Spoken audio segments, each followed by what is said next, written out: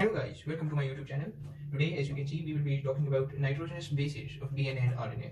As you know, nitrogenous bases are very important in the structure of all nucleic acids. So without further ado, let us start the lecture.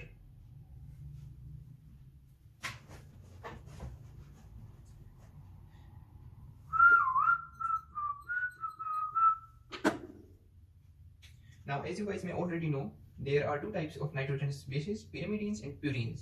They are divided on the basis of the number of rings that are present. In pyrimidines, there is only one ring that is present. In purines, there are two rings. One of the rings is 6 member ring, while the other is 5-member ring. In purines, the total number of atoms will be 6, while in pyrimidines, the total number of atoms will be 6, while in purines, it will be 9. Now you may already know that the pyrimidines are the cytosine, the thymine, and the uracil, while the purines are adenine and guanine. Now I will talk about the general structure of both pyrimidines and purines. Pyrimidines will have, now this is what you have to remember, that there is one nitrogen atom at the bottom, then you have to leave two spaces like this, and there will be two spaces over here, and there will be one final carbon atom at the top.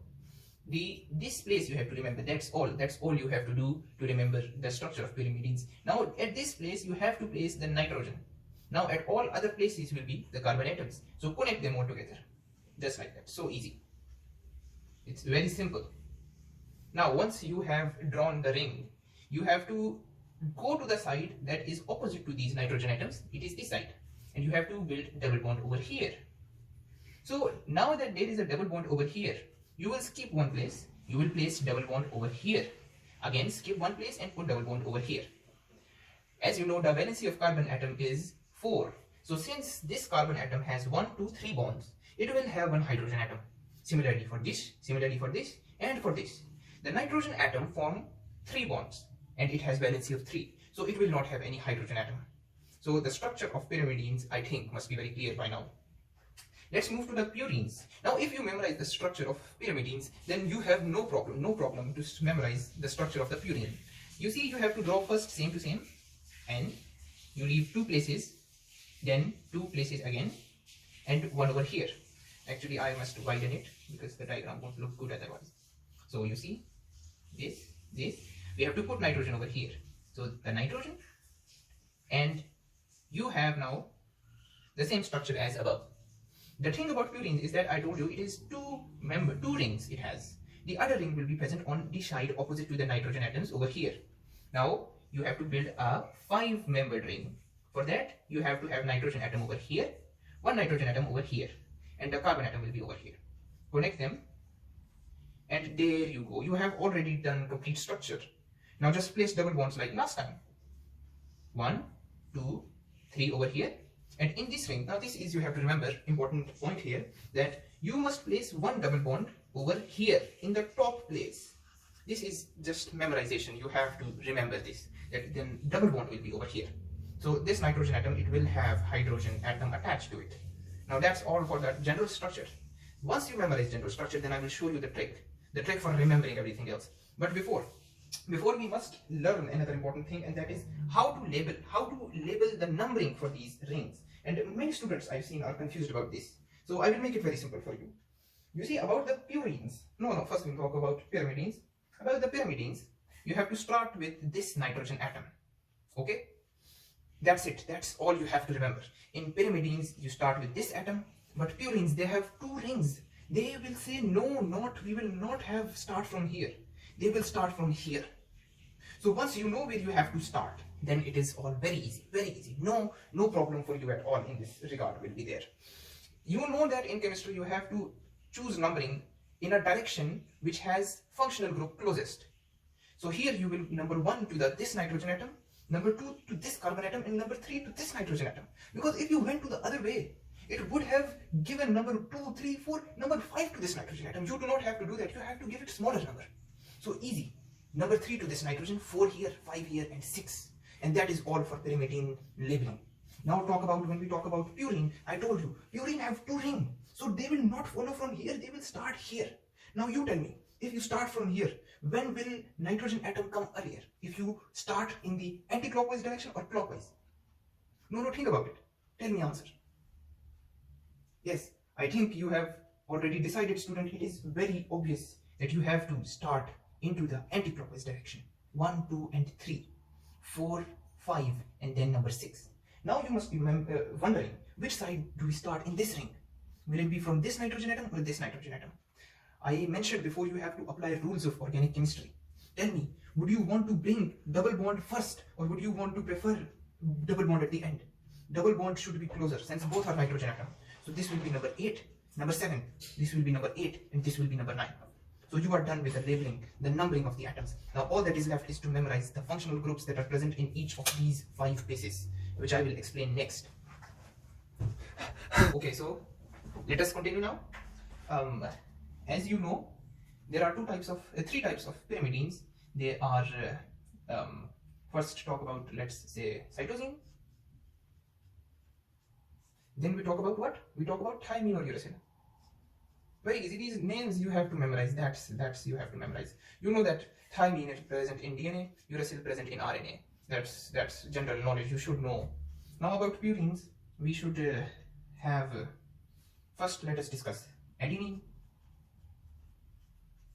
Then the next, you know, guanine. So basically, if you know about the general structure that I explained in last part, then it will all be very easy for you. You see, this is the general structure. Over here I will also draw.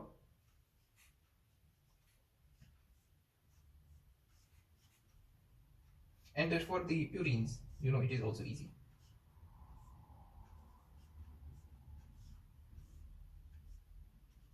Two nitrogen atom and here double bond. This double bond is necessary. This double bond is also necessary. I will show later why these 2 bonds I am not drawing right now. Guanine, very easy. General structure must be on your fingertips by now. So this one got a little rough, but no problem. You get the point. You understand by now.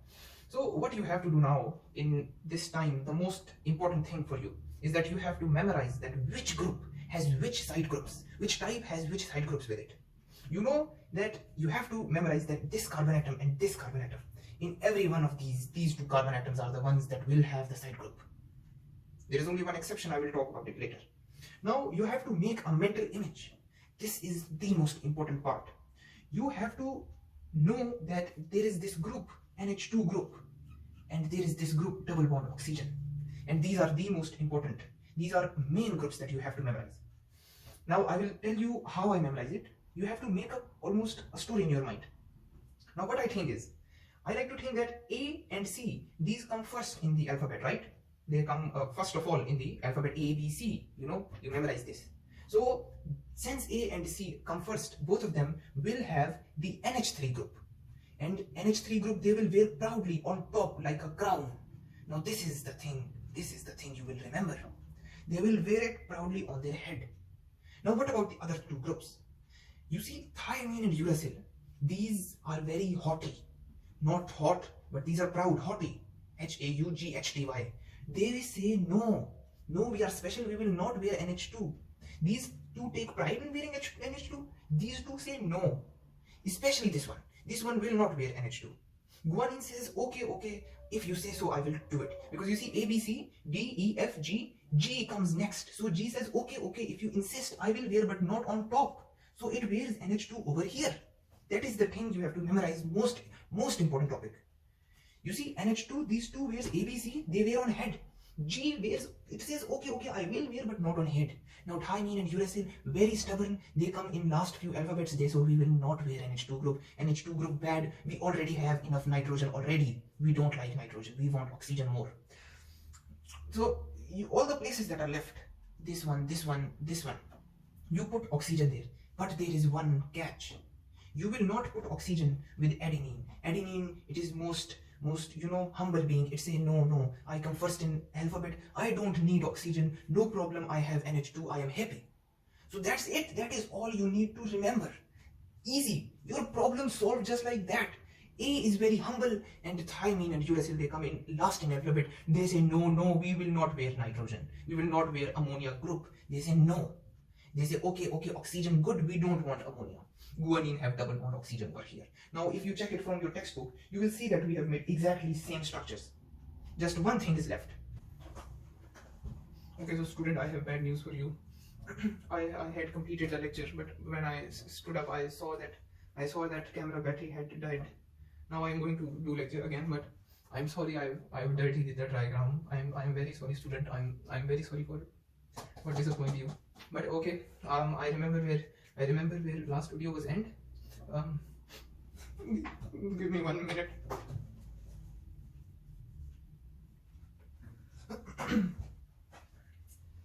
Okay, so student, where were we? Okay, one thing is left, and that is that you have to remember, almost structure is just like textbook. One thing is left. You have to remember that thymine is very, very, very haughty. It is very proud of itself. It is I am DNA exclusive. I stay only in DNA, nothing else. So give me extra protocol. Now you have to give it protocol. How will you give? You have to give it special group. One special group that is attached only to thymine, and that is methyl group over here. Now this is just memorization. You just have to remember it.